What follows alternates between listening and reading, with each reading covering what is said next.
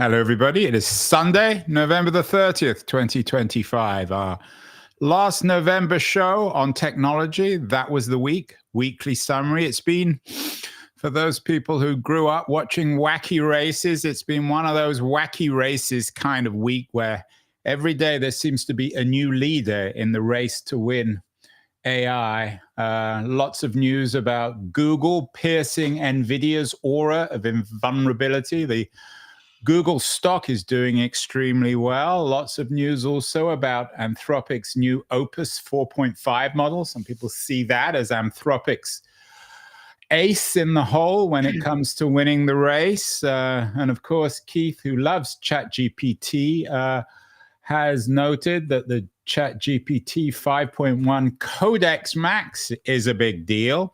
In overall terms, in some ways, AI seems to be winning. We have a situation where AI is winning, apparently, the copyright fight. But when it comes to international, China supposedly, at least according to the Financial Times, has leapfrogged the US in global markets for open AI models. And perhaps AI isn't really winning. The Economist has an excellent piece about the failure for AI to catch on within the corporations. In other words, it's a wacky racist kind of week where everybody or nobody seems to be winning. Keith, I know your editorial this week is about how no one is not only winning the AI race, but perhaps never will. Yeah, although there's a play on words there because it isn't a race. There's no finish line. I mean, you know, it's an endless and accelerating innovation cycle, caveated by the fact that LLMs as a technology are not gonna be the final answer. There's a lot this week from other AI technologists working on something called... and Gary Marcus has always made that point, and Ilya Twtw. Yeah, also has been making that point. So, you know, we don't even know who's winning within AI, let alone the different companies. Yeah. So it's one of those times when, sadly, there's a media framing of a race because that drives eyeballs and clicks. When actually we're in an age of accelerating innovation with no end in sight. You'd call it in LLM, a notebook slide, the year of intelligence, Keith. Is that how we're going to remember 2025? We're going to, later in December, we're going to do a show looking back over the whole year, and we're also going to preview 2026 in tech terms. But has this been the year of intelligence, do you think? Well, I'm using the word intelligence in the way it's generically used out there in the media. I actually think LLMs are not intelligent. I think they're just really, really good. They fake intelligence very well.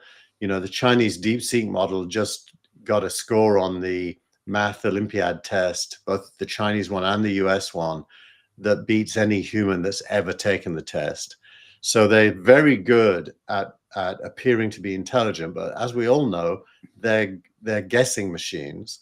And so intelligence is the wrong word. But there is a lot of work on actual intelligence.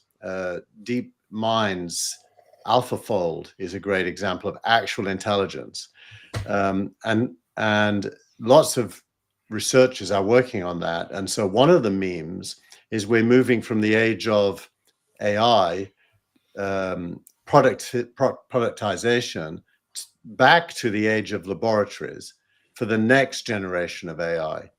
And so there's many different narratives inside this meta narrative. Right, and then narratives within narratives within narratives. As you say, it's a crowded chart, not a finishing line. But would it be fair to say, Keith, that certainly in terms of last week, Google had a great week. Gemini is being reviewed very positively. Mark Benioff came out, and if it was last week or the week before, saying that Gemini now is his preferred AI over OpenAI. Google's development of their own chip, as I said, the Economist at least suggests, has pierced NVIDIA's aura of invulnerability. Google stock is up remarkably in the last 3 or 4 months. So it's been a good week for Google. I take your point that maybe they haven't won, and maybe no one will ever win, but there are winners and losers each week, and certainly Google is the biggest winner this week. Google's a winner. I think a week ago it was a fairer statement to say they're the winner this week, because this week two of the others record up. So, but you're right. Generally, you're right. Google stock is up. Google, a year ago, I was predicting that Google was in mortal danger. I wouldn't say that now. I think. So, in other words, Keith, maybe you can say it publicly. You were wrong. Well, one's always wrong about predictions. There's no such thing as a correct prediction. Well, I've always been bullish on Google. I mean, I obviously come with my own biases, but why do you think you underestimated Google last year then? Well, I think they've got some massive challenges that on the face of it are hard.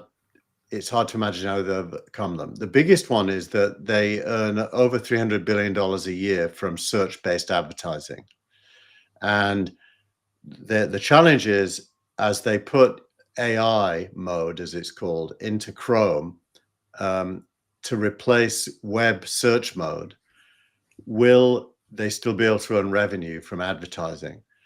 And the evidence so far is yes. And that's why the stock's gone up. That's why Wall Street now is Google is a darling of Wall Street, because it seems as if they can literally have their AI cake and eat it. They can have AI and they can also still continue with their traditional search advertising model, which seems almost unbelievable. I'm not sure whether it can continue.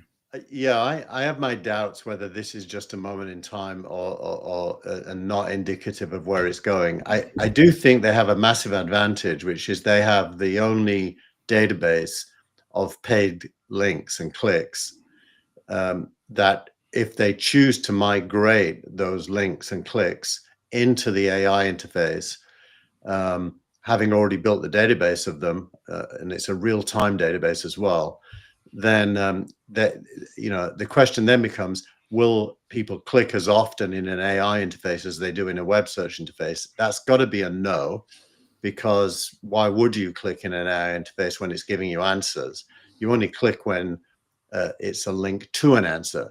So I suspect click rates will continue to decline, but the monetization of clicks, Google's in prime position compared to OpenAI, Anthropic, and all of the others. Who are losers, do you think? I mean, they don't tend to make headlines. There were a series of headlines, I think, the week before this on Oracle's massive decline in its stock market value. Are there losers? I mean, if we accept that there isn't a single winner, I think it's a wise editorial headline this week, Keith. But there are going to be losers. Who's done badly this week or in November 2025? Is it Oracle? I think Oracle's in a good position. Its share price is not indicative of its positioning. A year ago, Oracle wasn't in the race at all. It's now a major partner of OpenAI and others. Microsoft showed the way here. Microsoft partnered very early with OpenAI, and Azure has benefited from that. Oracle is really replaying the Microsoft playbook and has done so successfully. Its share price spiked up and has now corrected back a little bit, but it's still in way better shape than it was a year ago. So I don't think Oracle's a loser, actually. I think the biggest losers are the SaaS companies. If you think of the SaaS companies, and probably Salesforce is yeah. I mean, I was thinking of Benioff, and it's interesting. Benioff made the announcement about his preference for Google Gemini over OpenAI. I don't quite know how that impacts on his company, Salesforce. Well, look, Benioff can still win, a little bit like Oracle a year ago. In the short term. Well, no one's going to win, Keith. You've told us there aren't any winners. Well, you're asking me who's a loser. So let's frame it in the opposite end. Is Salesforce going to be a loser? I wouldn't say that yet. I think Benioff's acutely aware of the need for Agentforce to become their leading product. And if he can pull that off, he'll continue to grow revenue and everything will be fine. But that is a bit like Google had the challenge a year ago. He's got a challenge to make sure that happens. I wonder also, I mean, I take your point that we can't always use the markets as an accurate mirror of the health of a company, but it's these second-rank companies that seem really stalled. Companies like Pinterest and PayPal and Adobe. Yeah. Are they all going to be losers? Are we going to have a middle-class tech company as we've had historically, or are they only going to be giants and startups and nothing in between? Well, content portals will only maintain their audience insofar as we users continue to go to them for what we are looking for. And increasingly, the evidence seems to be, although the Economist article disputes it in the case of enterprises, that users are well, I mean, you've got to accept they're right on that. I know you don't necessarily believe that it's not the death knell of AI, but their point is an important one, that corporations are not embracing AI as much as we expected, or some people expected. I think they're right, but I think that's as expected, because the innovator's dilemma is strongest in enterprises, and you know, as we all know, enterprises, every consulting firm knows this, enterprises are the slowest to understand and the slowest to change. So it's very likely that that's an accurate representation, but not shocking. On the face of it, not at all shocking. I just did it. Sorry, go on. But going back to the main point, Pinterest and other content portals, this will be true for lots of them, unless it's habit forming, like say music streaming, are going to be subsumed in AI interfaces, I would predict. But that again is a prediction without a timeline. I don't know how fast that will happen, but it seems to be likely that will happen. And if that happens, the AI interfaces become the primary intermediary between you and me and whatever knowledge or information we're looking for. They're the roadkill. I just did a show actually yesterday with Christopher Marcus, a very smart business professor at Cambridge University. He wrote an interesting piece for the Harvard Business Review on the need for businesses to strategically hibernate in a time of great uncertainty and upheaval. And I think his argument may actually explain why AI is not catching on quite as what people expected in corporations, because corporations are just very fearful of all change, given the geopolitical struggles, particularly in the US, Trump, tariffs, and everything else. So yeah, maybe it's just the current climate of uncertainty that's undermining corporate embrace of AI. Corporations are by definition very conservative. Yeah, and you know, every venture capitalist knows there's a curve of adoption which only ends with the late adopters. And the real test of AI's staying power is where in that curve it currently is. And I think it's still in the early adopters curve, which is the very earliest stage of that adoption curve. As they say, people always joke about Silicon Valley, you're always an early adopter until you're too late. So who knows whether there's again a middle market here. What about in international terms? As I said, the FT reported this week that China has leapfrogged the US in global markets for open AI models. You've already talked about DeepSeek. You note, or your Google LLM notebook image suggests that governments are now major players. Mm-hmm. Is this race between the US and China, is it another wacky race, Keith, where one week China will appear to be ahead, the next week the US? Of course, it's a two-man race. There's no team from Europe or Russia or Japan involved in this race, it would seem. Yeah, although interestingly, the Slush conference happened in Finland this week, and Lovable, the European-based vibe coding company, announced that it had reached 200 million annual run rate within 4 months of having previously reached 100 million. And Mistral, of course, is still in Europe, and they declared Europe as a player in the game, which I think was an overstatement. Well, they would, wouldn't they? Because they're European. But I do think AI is going to grow everywhere it's allowed to.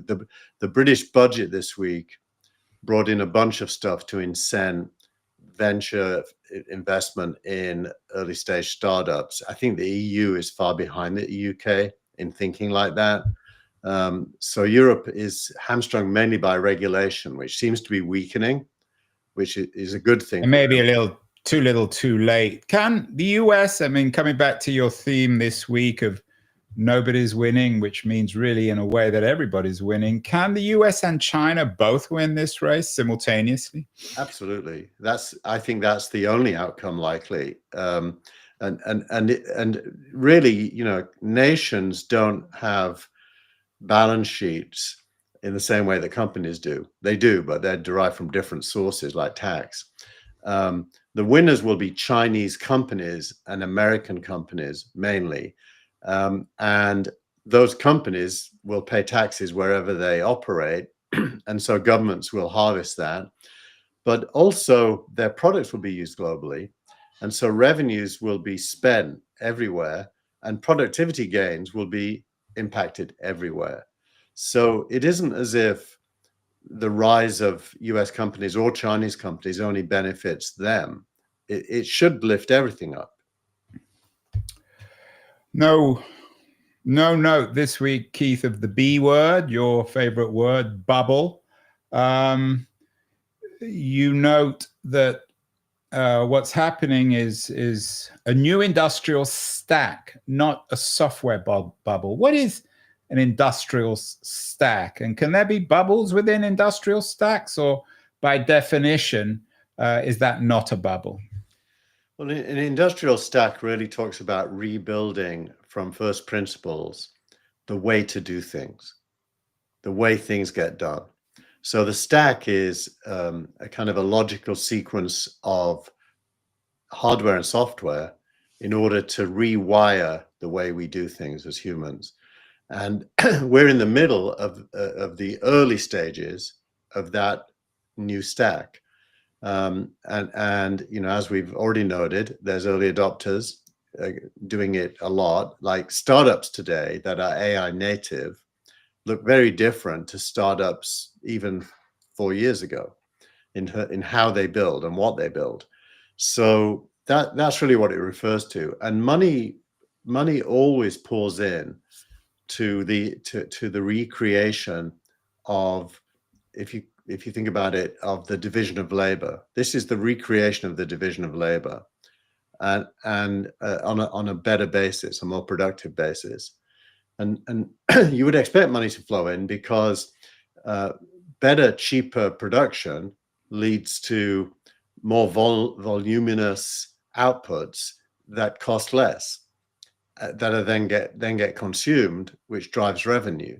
So what there really is a cycle of innovation and revenue, not a circular economy in the way some people do. Although some of the deals, I mean, I take your point broadly in a historical sense, but that doesn't mean that some of these supposedly circular deals involving NVIDIA and Oracle and OpenAI, I mean, they're still circular. You can have circularity within the broader context of the building of an industrial stack. Of course, there's circularity, but it isn't a closed system. There's a massive difference between NVIDIA spending money with OpenAI or vice versa to that's the only money flow. If that was the only money flow, you know, you would consider it a round trip. But if there's huge amounts of both investment coming in on the left and revenue coming in on the right, and it isn't a closed system, it's just the main players doing business with each other, which, by the way, they have to, because they rely on each other for their own growth. You note that market structures are adapting, venture capital in particular. That's your area of expertise. How is this playing out in terms of venture? You've often suggested that there are going to be huge winners at the top end of the venture market. Some venture startups or more democratized forms of venture investment, and everything in between is getting destroyed. What's happening on the venture front here, Keith, in terms of the market adaptation? Well, this is probably, if you're a venture capitalist, this might be the most worrisome part of the picture. And I don't think any of our audience is going to worry too much about VCs, are they? So there's two developments in venture capital. The concentration of money into a smaller and smaller number of funds, namely Sequoia and Andreessen, Right. and a few others. There's maybe 10 funds that are sucking in all the money. A winner-take-all phenomenon, which is reflected also in the tech industry more broadly. Right. So they're becoming massive funds, and other funds not being able to raise money at all. And then secondly, the concentration of that money into fewer and fewer companies. So very large checks going to a very small number of companies. So it's Andreessen or Sequoia investing in OpenAI and Anthropic, basically. That would be a bit of a caricature, but broadly speaking, that's the trend. And then the problem is how there's no IPOs, or very few IPOs.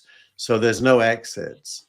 And companies are being able to stay private much longer at much higher valuations and still raise ginormous amounts of money, which means that the money originally invested isn't being returned to the source, which is pension funds and the like. So you get a liquidity trap at huge scale with massive concentration. Now, when that happens, the market reacts, and it's reacted. Goldman Sachs acquired a secondary market company called Industry Ventures. Charles Schwab acquired a secondary market company called Forge Global. Earlier, BlackRock acquired Preqin.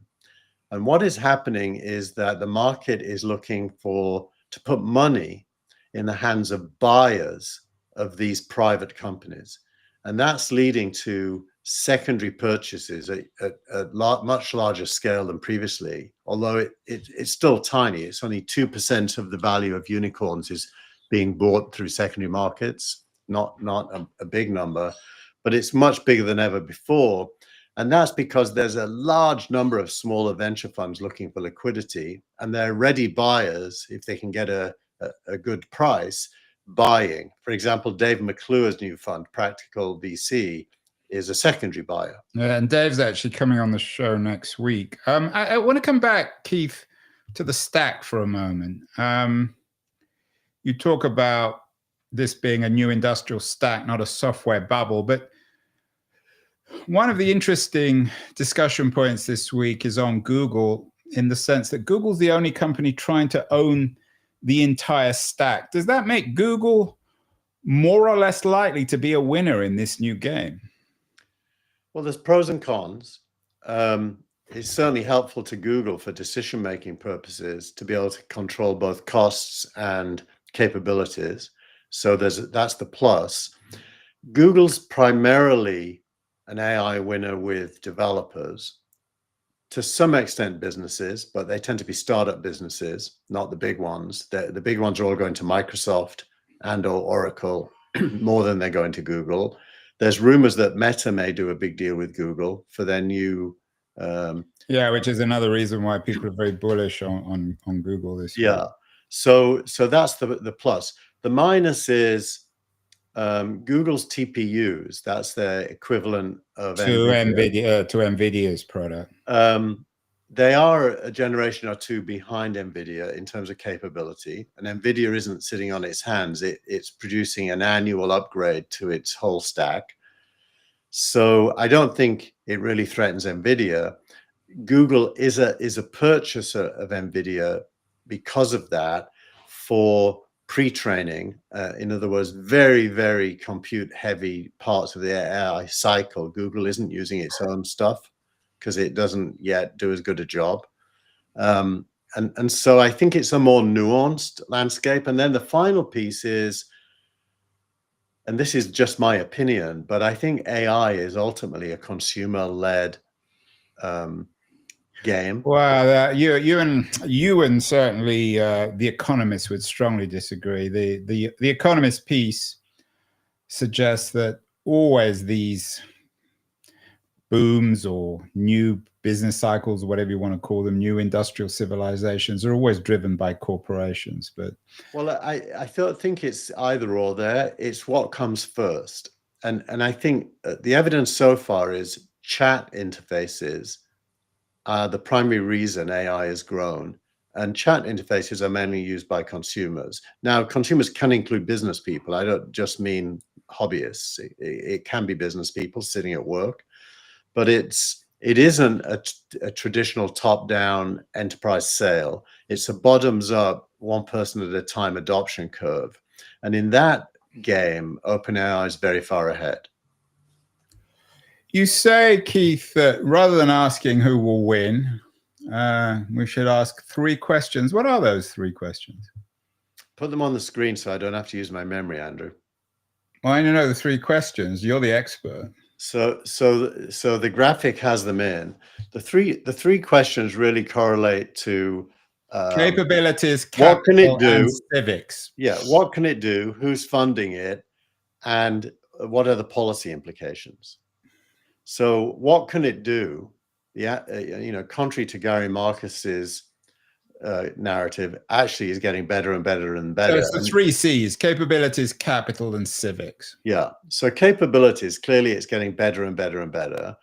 But I will concede to anyone who says so, that there are other technologies outside of LLMs that are going to take it even further. And those are in the early innings. A company called Sakana.ai has a white paper that I put in the editorial about something called continuous learning machines, continuous thinking machines. And Demis Habbousis, is it Habbousis or Hassabis? I always get that wrong. At DeepMind. Demis, who's the head of AI at Google, the number 2 guy at Google. Yeah, and Ilya Sutskever, they both this week talked about the inability of LLMs to be great at generalization, which we've talked about on the show, that generalization is still a human thing. But they have a fix for that, which is a different technology than LLMs.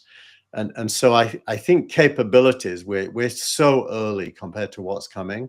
I do think the current capabilities are already good enough to make robotics, humanoid robotics, real. And so having so the first question then is on capabilities. So you think that we're still in the early innings there. Capital, can we, and I'm quoting you here, can we manage a $200 trillion asset world, Keith? Look, that's about 1.2 times global GDP. In other words, a lot of money. Yeah, exactly. It's 80 trillion more than global GDP, so it's more than 1.2 times. So that's a massive investment. But if we're really rebuilding the stack of human division of labor, that doesn't seem a massive price. I mean, it's not 10 times global GDP.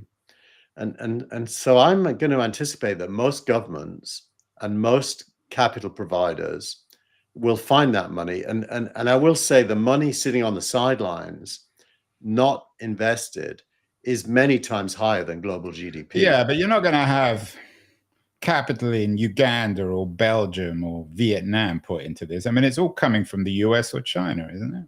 Well, actually, the capital is coming from everywhere. Sovereign wealth funds everywhere. Oh, I mean, obviously the Gulf states as well, but they're unusual. They're not. But the capital is pouring into mainly American and Chinese companies, and but that doesn't really matter as long as what it produces is a new global division of labor, and by that I mean an industrial division of labor in terms of how things get done, and it will pay off. Some people estimate, global GDP will double.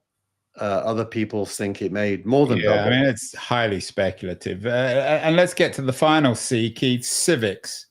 Can the upside be shared? You and I have talked about this endlessly. Everyone's talking about this. Can this upside, there clearly is upside. There's clearly huge amounts of money, but currently it's all going to companies like Google or their shareholders.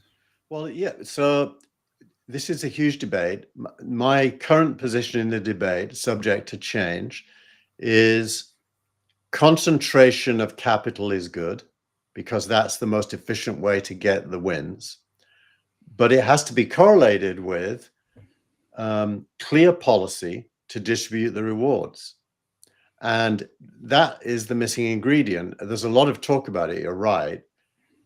Nobody is really seizing the moment there, and therefore the talk gets louder until there's a resolution. It will continue to. Well, last week you suggested the resolution would come through some sort of violent revolution. A lot of people are suggesting that. In fact, our interview of the week with Sven Beckert, a very distinguished economic historian from Harvard University, has a new book out, Global History of Capitalism. He also believes that the current inequalities in our economic system will probably provoke enormous change. And he's ambivalent on AI. He's kind of bullish in a way, but also not entirely convinced that it will naturally lead to more equality. So you're not alone in recognizing the potential role of revolution in all this. Yeah, and that's a very good book that he's bringing out. Just one correction. I said in the absence of civics, you can anticipate a lot of social upheaval. So we don't have three. We've got capability in the three C's: capabilities, capital, civics. So you said without civics, we're going to have revolution. Well, not necessarily revolution, because that would be a positive spin, that somehow people would take over and put something better in place. What you might end up with is chaos, or worse still, extreme wealth, barbell-like. And that, may or may not lead to civil unrest. It depends on what people do about it. But I think that civics, in other words, decision making about how everyone benefits. Elon Musk has the most interesting take on this, because he implies it will happen organically. He's basically saying that once you have robots that can do pretty much any physical task, you will quickly have an end of labor. And once you have that, you'll have the end of money. And so everyone will be equally rich, meaning they don't need money. I think that's another classically childish Elon remark, because don't ask who owns the robots. But that, I don't want to. No, but you should embrace it as even if you think it's wrong, you should embrace it as a serious narrative, because Sam Altman kind of agrees with that. Well, the fact that Sam Altman and Elon Musk agree on anything doesn't suggest it's real. I would say it's more kind of a wacky race. You have to say why not. You can't just mock. Well, as I said, simple question: who owns the robots? Well, the whole point is that people will. They're only going to be. Who are the people? How's that going to work? I mean, well, initially. Yeah, obviously you have to be a bit open-minded here, but initially, it's not about being a bit open-minded. It's just recognizing that reality. Let me tell you the detail. Musk claims that by next year, his robot will be $30,000 and capable of learning any household task. Now, if you divide $30,000 by the number of weeks in a year, it's about $600 a week, which will do cleaning, cooking, laundry. Yeah, I take your point, and the prices will come down, blah, blah. We all know that. But it's Musk's robot. He's going to be selling it, whether it's Tesla or SpaceX or X, whatever other company he has. He's not giving it away for free. Well, I think you didn't listen to his talk. He made the point that as the impact of that kicks in, both in industry and in the home and on the street, everything is going to ultimately be free, and therefore money won't be required. Why, though? I mean, this is just. Well, it's just math. It's the math of production. That's how the whole history of the human race has worked. The fact we can buy a carton of milk today for $5, it hasn't always been true. But I don't want to go on and on about this, because he just gets on my nerves. It's so childish. If you want to bring up, hold on, bring up milk. It's not free milk. You still have to buy it. Yeah, but it's still farms. There are still distributors. There are still stores. You're still missing the point. I think if you're calling him a child, I'm going to call you a cretin. You're not embracing the point. The cost of milk, delivered, by the way, to a population in the world of 8 billion people, is now close to nothing compared to what you would have had to pay to achieve. I take that point, but there are still milk companies, right? There's still people who at this stage in history. But can you see the trend curve? Can't you see the trend curve? But can you give me an example then of a product that has literally become free when it used to be expensive, where there's no market for it? You just go out in the street and you can just have as much of it as you want. I think there's lots of things like Well, give me an example. Give me one example. parking in Palo Alto. Well, that's your best example. Well, it's an example. Well, it's an example within a very... I mean, the government's still paying for that parking first. Even Palo Alto is very unusual, very different from San Francisco. You're right, but think of what that sentence means. We, the people, paid taxes from this much bigger wealth that we've got compared to 200 years ago. And our elected authorities are able to use it to provide free parking. By the way, in England, they provide, at least at the point of consumption, free healthcare and free education. Yeah, but it's not right. And that's a better example than free parking in Palo Alto, which is the wealthiest suburb probably in the world. But the NHS is in crisis. Anyway, we'll talk about this more. I'm happy to talk about these issues as long as you don't bring up Musk, because I just think he's a moron. No, but that's just my opinion. Maybe I'm wrong. Maybe I'm the moron. Finally, Keith, well, you have a South African sympathy with him for some bizarre reason. But finally, and coming back to politics, there was an interesting piece in the in The Economist on MAGA being divided over the promise and perils of AI. How much do you think this will play out? I mean, certainly, I don't want to continue talking about Musk, but he's certainly on the techno-optimist side of the MAGA movement. Do you see this as destroying the MAGA movement? I think it should. Destroy or transform is both the same word for me in this context, but I think that it should destroy the Democratic Party as well.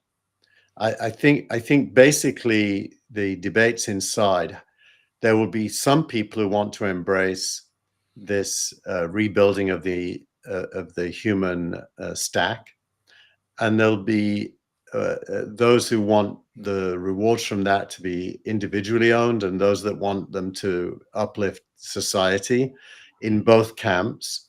And it's hard for me to see the current left-right divide surviving that. I think we're going to redefine the meaning. And I think you're going to go back to this article that's in this week's newsletter about the industrial age only being possible because of a generalized belief in progress. I think it's very likely that, we need a generalized belief in innovation and the uplifting effect of innovation in order for new dividing lines to be drawn.